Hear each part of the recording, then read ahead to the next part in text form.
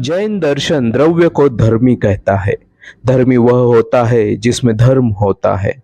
दर्शन में गुण को धर्म कहा जाता है।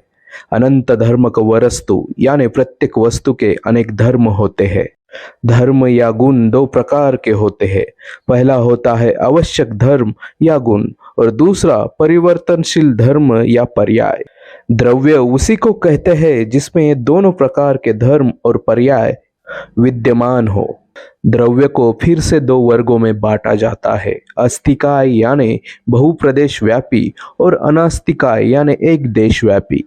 जैन निरूपी द्रव्यों में केवल काल को ही अनास्तिकाय अथवा एक प्रदेश व्यापी कहते हैं।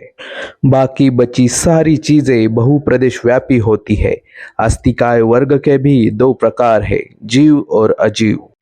जीव वर्ग को भी दो भागों में बांटा जाता है, मुक्त जीव और बद्ध जीव। मुक्त या केवली सर्वज्ञ और शक्तिमान है। बद्ध जीव को दो प्रकारों में बांटा जाता है, त्रस जीव और स्थावर जीव।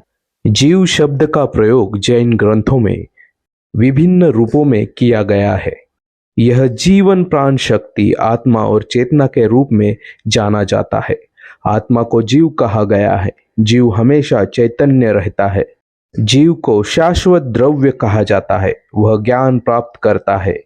जीव ही कर्म करता है और सुख भोगता है। वही प्रकाशमान है और दूसरों को प्रकाशित करता है।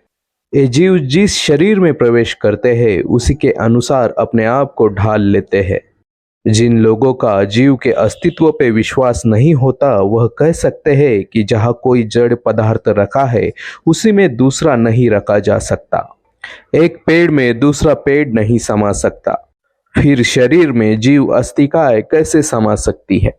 इसका समाधान करते हुए जैन समर्थकों ने कहा कि आत्मा का प्रकाश शरीर को व्याप्त कर लेता है।